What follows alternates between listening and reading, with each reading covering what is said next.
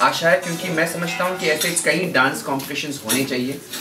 बहुत सारे होने चाहिए। क्योंकि जब मैं बढ़ रहा था, जब मैं ग्रो कर रहा था अपने करियर में, तो मैंने बहुत सारे डांस कॉम्पिटिशन में हिस्सा लिया, बहुत सारे में मैं हारा।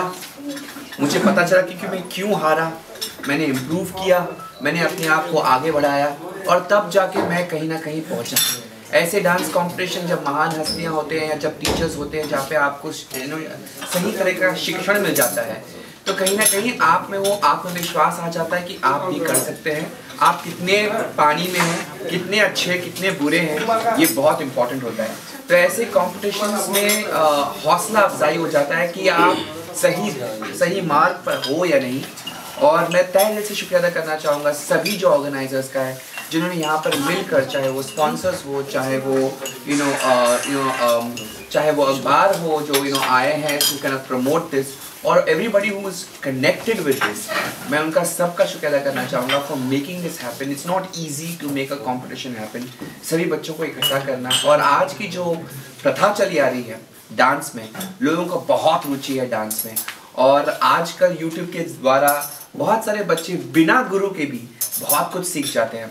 तो वो ज़माना बदल चुका है जहाँ पर एक गुरु शिष्य की परंपरा था, and that is very important also, क्योंकि वहाँ पर आपको एक बहुत ही फाइन ट्रेनिंग मिलेगी। लेकिन अब बच्चे जो बोलते थे ना, हम छोटे गांव से हैं, हम यहाँ से वहाँ से, अभी कोई प्रॉब्लम नहीं है। इंटरनेट के द्वारा छोटा गांव हो या बड़ा गांव, सबको पता चल जाता है कि कौन कितना अच्छा कर रहा है और किस तरह से सीखना चाहिए, क्या स्टैंडर्ड्स है, किस तरीके का डांस होना चाहिए।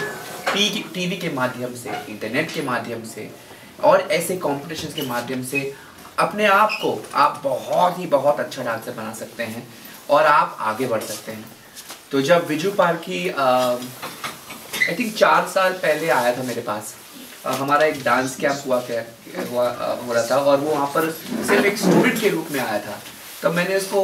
वहाँ पर परखा था और देखा था कि ये बहुत अच्छा डांसर है, और उसको मैंने सामने लेके आया, बोला कि आप मेरे कंपनी में ज़रूर ज्वाइन कर देना। फिर वहाँ पर इसको ट्रेनिंग मिली, उसने ट्रेनिंग ली, ट्रेनिंग हासिल की। विश्व में सबसे बड़ा जो म्यूजिकल था डिज्नी का, ब्यूटी एंड द बीस्ट, उसमें मुझे 2 ऐसे सितारे वापस मिल गए, विजू और Aditi, both very good dancers, very again from जो जिनके रूट्स नेपाल से हैं, लेकिन अब वो बम्बई में रहते हैं, और अदिति दिल्ली में रहती है उसके पेरेंट्स के साथ। और इन दोनों ने बच्चों ने मेरे साथ काम किया डिज्नी के ब्यूटी एंड द बीस्ट में। ये विश्व का सबसे बड़ा म्यूजिकल है और ये मुंबई में आया था। इतना अच्छा नाम कमाया हमने हमारे देश के लिए, ना सिर्फ हमारे लिए, हमारे देश के लिए, कि हम भी उस लेवल का डांसिंग कर सकते हैं। और विजू उसमें शामिल था, मेरे डांस कंपनी में भी शामिल था, मेरे साथ ट्रेनिंग ली है। और मौका आया जब उसके पर भी निकलने चाहिए, तो मैंने कहा कि जा, अब तो अपने पर फैला और अपने आप कुछ कर जा। तो उसने बम्बई में अपना खुद का एक छोटा इंस्टीट्यूट खोला है और नेपाल में भी खोला है और सिखाता है बच्चों को। विजू की रुचि जो रही है वो इज ऑलवेज बीन एक्रोबैटिक्स, उसमें डांस में थोड़ा कम ध्यान था, तो बोला कि डांस थोड़ा और डाल देते हैं, एक्रोबैटिक्स तो मैं आता ही है, वो चटनी की तरह डांस में होना चाहिए। पूरा डांस चटनी हो जाए तो मतलब अगर पूरा भोजन जो है अगर चटनी बोल के ये खा लो तो बदहज़मी हो जाती है। तो मैं कि थोड़ा दाल चावल भी खा लो, जैसे डांस जो होता है जैसे। और फिर उसने बहुत फोकस किया and he really moved ahead. Bhagyashree का इंस्टीट्यूट जो है वो इस शहर से जुड़ा है, और हम काठमांडू में भी कर सकते थे, लेकिन इनका जो इंस्टीट्यूट है वो यहाँ पर है। उन्होंने बहुत कुछ हासिल किया है इस शहर में, तो उनको लगा कि इस शहर को शायद पहली बार एटलीस्ट मुझे यहाँ पर अपने चरण जो है यहाँ पे I should kind of step on to this ground. So मुझे बहुत खुश हुई, क्योंकि चाहे वो यहाँ पर हो या काठमांडू में, द पॉइंट इज जहाँ पर डांसर्स हो मैं वहाँ पे रहना चाहती हूँ। So it was great pleasure to be here. I want to thank my host, बहुत ही गॉर्जियस, बहुत ही सुंदर एक्टर है, एक्ट्रेस है, और उन्होंने बहुत अच्छा काम किया है, मैंने उसके वीडियोस देखे हैं। सो it was very interesting, congratulations. End of course हमारे पत्रकार जो है हमारे काठमांडू से आए हैं, बहुत बहुत शुक्रिया, he was with me in the journey, thank you so much for bringing me along. Just been a great journey till so far. मैं चाहूँगा कि नेपाल चाहे ही इंडिया से शायद छोटा हो in terms of geography, but in terms of talent I am sure we can get a lot more. So यही मेरी आशा है कि और यहाँ के जो बच्चे हैं उनमें क्योंकि यहाँ का जो जेनेटिक्स है ना वो ऑलरेडी बहुत स्ट्रॉन्ग है, यहाँ की जो जेनेटिक्स हैं वो थोड़े आलसी नहीं है हमारे इंडिया की तरह। थोड़ा थोड़ा कभी कभी बच्चे जो था हमारे जो अच्छे घर से पैदा होते थे वो थोड़ा आलसी बन जाते हैं। हमारे हमारे इंडिया में भी बहुत सारे अच्छे बच्चे मिल जाते हैं, बट मैं कह रहा हूँ कि यहाँ पर नेपाल में क्योंकि फायर ज़्यादा है, it will be more fun to teach also. तो इस शो के दौरान जो भी विनर होगा मैं उसको एक फुल स्कॉलरशिप दे रहा हूँ, मुंबई आकर मेरे इंस्टीट्यूट में सीखे मुझसे, क्योंकि मैं वहाँ पे सिखाता भी हूँ। क्योंकि हमारा कोई ब्रांचेस और फ्रेंचाइजी नहीं है, मैं अपना कोई ब्रांच नहीं खोलता हूँ, मेरा सिर्फ एक ही इंस्टीट्यूट है जहाँ पर हम बच्चों को जो बहुत शिक्षित हो, जो ऑलरेडी डांस जानते हैं, उनको हम ट्रेनिंग देते हैं ताकि वो अपने पैरों पे खड़े हो जाएं। और हमारा सिर्फ एक इंस्टीट्यूट है, तो उनको मैं वहाँ पर बुलाऊंगा जहाँ पे बहुत मशहूर ऑस्ट्रेलिया से, लंदन से, अभी इजराइल से भी एक है टीचर्स जो मैंने मंगाए हैं, ताकि वो हमें बच्चों को सिखाए और इंटरनेशनल लेवल पर हम उसके मुकाबला करें। तो ये स्कॉलरशिप मिलेगी उस एक बच्चे को जो सबसे बेस्ट परफॉर्मेंस देता है, चाहे वो लड़का हो या लड़की, कोई फर्क। But of course they have to be above 18। मैं चाहूँगा कि वो नाबालिग ना रहे, दे शुड बी अडल्ट्स। तो 18 प्लस की उम्र के उसके बाद ही वो इंडिया आ सकते हैं, और उनको पूरी मतलब जो फैसिलिटीज़ चाहिए जो सीखने के लिए we will provide for them, ताकि वो अपने पैरों पे खड़े हो सकें और वो शायद फिर से नेपाल में आके अपना नाम रोशन करें। सो दैट इज़ द पूरा का जो मुद्दा जो है आज का, is that to select the best dancer, best performer. और उसके वहाँ तक नहीं होनी चाहिए, एक कॉम्पिटिशन को जीतने के बाद बहुत बार ऐसा होता है कि हाँ जीत गया, उसके बाद क्या। So the training is very important, क्योंकि मैं भी एक नौसिखिया था, 26 साल की उम्र में मैंने ट्रेनिंग ली। डांस तो मैं करते आ रहा था, लेकिन किसी ने मुझे मैं गरीब था, मेरे पास हम 8 भाई बहन थे, तो मेरे पास कोई चारा ही नहीं था। तो मेरे फैमिली के पास इतना पैसा नहीं था, और रोजी रोटी कमाने के चक्कर में मैंने कभी ट्रेनिंग नहीं ली।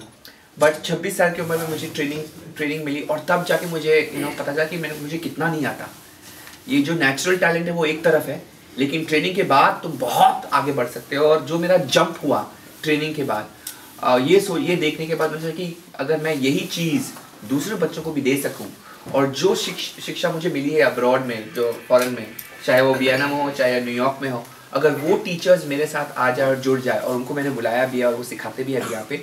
तो फिर जो जंप होगा डांसर्स का वो बहुत अच्छा होगा। So that is the progress, कि एक कॉम्पिटिशन में ही वो सीमित ना रहे, वो उससे आगे भी जाए ताकि वो अपने पैरों पे खड़ा हो। सो इसका पूरा जो रुख है, उसका पूरा जो मुद्दा है is this, to kind of help people from Nepal, dancers, young dancers from Nepal to go forward. मेरे लास्ट शो में सोवियत यूनियन के डांस में एक लड़का था प्रदीप गुरुंग, वो मेरा फेवरेट था। शायद यहाँ पे अभी आया नहीं है, लेकिन सोवियत यूनियन के डांस एक अमेरिका शो है जिसका फॉर्मेट इंडिया में आया था। माधुरी दीक्षित, मैं और बास्को जज थे, तो वहाँ पर एक लड़का था प्रदीप गुरुंग नेपाल से, और वो जो करता है मुझे युजू की याद दिला दी, because even Viju can do certain things like that. So I really feel कि द पीपल ऑफ नेपाल, जो बच्चे हैं नेपाल के, वो बहुत, उसमें बहुत स्फूर्ति है, उनमें बहुत ही दे कैन डू स्टंट्स, और उनका कार्डियोवास्कुलर जो है जेनेटिकली बहुत ही अच्छा है। सो ऐसी चीज़ें बहुत इंपॉर्टेंट होती है एक डांसर के लिए, and I think we'll get some great talent in Nepal, and that's the idea. तो अब मैं अपना मुंह बंद कर लेता हूँ, अगर जो भी सवाल है, जो भी प्रश्न है, आप पूछ लें। हिजो मैले स्टेजमा एकचोटि रिहर्सल हेर्ने मौका पनि पाएँ, अनि प्लस बिजु र अदिति कसरी खटिरहेका छन् भनेर पनि देखेँ मैले। त्यो आई फर ट्यालेन्ट भन्छ नि, त्यो उहाँहरूले एउटा भिडियो पनि यहाँलाई देखाउनुहुन्छ आज प्रोग्राममा, कसरी यो सबै उहाँहरूले सुनियोजित ढङ्गले अगाडि बढाउने सोच्नुभयो इन द फर्स्ट प्लेस होइन भनेर। I would like to thank Biju from the bottom of my heart man. I मिन and come back to Nepal and to hunt for talent, it's like something that we have been lacking to do, honestly speaking, and you're doing this for us. Thank you. And Terence, thank you so much for blessing him. Ra Aditiलाई पनि thank you भन्न चाहन्छु. This is it. अनि I don't normally host programs unless I have my heart and soul, and unless my soul is moved, and dance कला हामी झन् कलाको पुजारीहरू होइन। उहाँले जसरी गाउँमा गएर ट्यालेन्ट्स आज देख्नुहुन्छ यहाँले सोमा, it's going to be amazing. मैले हिजो रिहर्सल्स हेरेको छु होइन, बुटोलमा आएर डिरेक्टली उहाँ यहाँ आउनुभएको छ, र so many people, I watched the video, so many people actually doubted that he was going to come in the first place, right? And उहाँ actually आउनुभएको छ, र भोलि as a more than 10,000 people are going to watch him होइन। अनि यस्तो talent directly बुटोलमा आउनुभएको भने I think that's a very good start for that matter होइन, बाहिर डिसेन्ट्रलाइज हुनको लागि ट्यालेन्ट्सहरू। यति नै हो र thank you for covering this thank you मैले हिजो यो विशेष गरी यो प्रोग्रामको कुरा आउँदाखेरि म हाम्रो थापा बसन्त दाईलाई सक्दैन थापा बसन्त दाईले नै मलाई यो प्रोग्रामको लागि कुराकानी गर्नुभएको थियो र विशेष गरी निशालाई यहाँसम्म मैले पुर्याउन यसो कुराकानी गरेँ घरकै मान्छे जस्तो एउटै उसमा कला क्षेत्रमै छौँ अनि विशेष गरी टेरेन्स उहाँलाई भेट्दाखेरि मलाई एकदम खुसी लाग्यो मलाई लागेको थियो कुनै एकदम हाम्रो नजरमा अब जिआइडी नाचबलिएदेखि लिएर त्यत्रो लगानदेखि लिएर त्यत्रा फिल्महरू गर्नुभएको र बलिउडमा संसारभरि नै चर्चित कोरियोग्राफरका रूपमा रहनुभएका टेरेन्स आउँदाखेरि कुनै एकदम ठुलो बिग सेलिब्रेटी एउटा एटिट्युडको प्रब्लम होला समथिङ के होला आई थिङ्क एउटा ढ्याट होइन त्यो सोचिरहेको थिएँ तर जब उहाँ नर्मल हामी जस्तै आउनुभयो इभन यतिसम्म भयो कि तपाईँको यहाँ डोमेस्टिकमा चढिसक्दाखेरि डोमेस्टिकमा उहाँले धेरै बेर त्यो फ्लाइट डिले हुँदै गएर उहाँलाई अल्छी पनि लाग्दै गएको तर उहाँ नर्मल रूपमा लिइराख्नु भएको थियो पछि जब यहाँ ओर्लिसकेपछि त्यो हामीसँग फ्लाइटमा हामीसँगै हुने अरू साथीहरूले चाहिँ जब उहाँ ओर्लेर यहाँ झाँकीका साथ उहाँलाई स्वागत गरेर यो टेरेन्स पो हो भनेर बल्ल चिने क्या किनभने अरू उहाँलाई लागिरहेको थियो नेपाली कोही हामीसँगै गइरहेको छ जब त्यसपछि बल्ल उहाँलाई चिने किन नर्मल एउटा के भने डाउन टु अर्थ भएर आफूलाई परिचित गराउनु उहाँको खुबी रहेछ ल भाइलाई मैले नेपालकै भाइ हुनुहुँदो रहेछ आसाम उहाँको रहेछ बेस उसमा अनि उहाँको बहिनी पनि यतैको अनि त्यसपछि उहाँको हिजो अलिक एकछिन हेरेको थिएँ मैले पनि गएर लाग्दैन थियो कि म त्यहाँ चौरमा पुग्दाखेरि लाग्दैन थियो कि म नेपालमै छु यस्तो खालको पर्फर्मेन्स भइरहेछ कि हामी नेपालमै छौँ नेपालमै यस्तो पर्फर्मेन्स भइरहेछ हामी त अब यही खालको रिपोर्टिङ गरेर हिँडिरहेको अनि काठमाडौँमा पनि मैले त्यस्तो वास्तवमा चाइनिज एक्रोब्याट बाहेक मैले देखाएको थिइनँ त्यसपछि भाइको जुन हिजो अलिकति गरेको देखेँ एमेजिङ यो यस्तो मान्छेहरू अगाडि आउनुपर्छ संसारमै नाम चिनाउनुपर्छ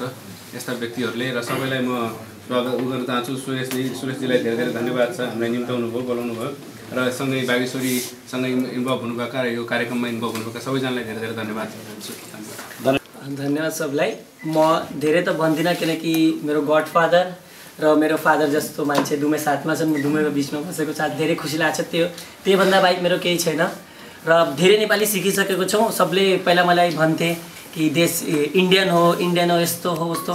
गएर सबलाई मैले सम्झाएँ म इन्डियन होइन म नेपाली नै हुँ र ऐसा बात है कि सर मेरे को इंडियन बोल रहे थे इंडियन को क्यों ला रहे हो मैंने भने कि म नेपाली नै हुँ त्यस्तै धेरै खुसी लाग्छ थ्याङ्क्स भन्न चाहन्छु जो पनि आज म छौँ जो बनेको छौँ टेरेन्स सरले बनाएको जति पनि मैले टेक्निक दिएको आफूले होइन टेरेन्स सरसँग जाएर सिकेको म टेरेन्स सरलाई खालि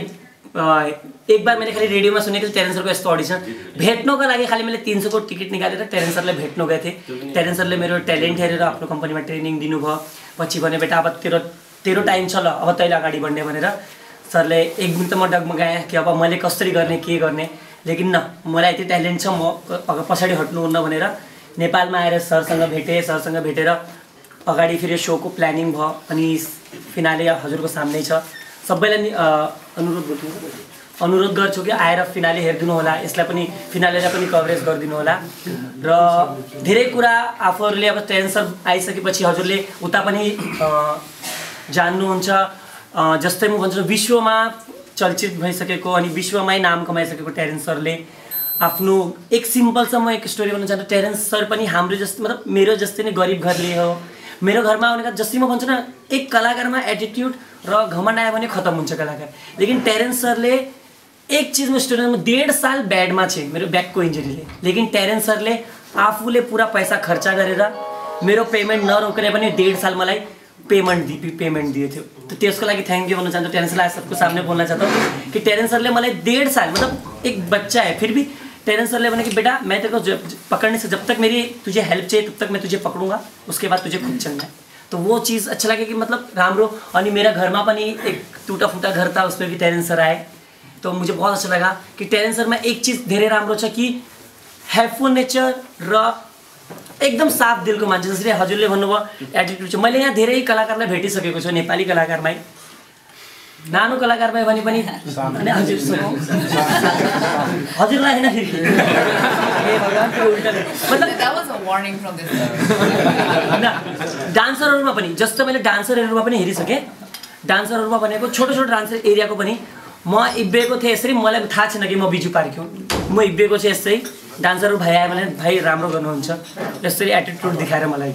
जब मलाई थाहा पऱ्यो कि म बिजु पार्की हुँ तब आएर दाइ कस्तो के हो तपाईँ कुरा गर्नु त्यही भन्नु चाहन्छु सबलाई कि आफूले बढ्नको लागि दुसरालाई हेल्प गर्ने आफ्नोभन्दा कमजोरलाई हेल्प गर्ने आफूभन्दा राम्रोलाई जस्तै सरले भन्छन् सिक्ने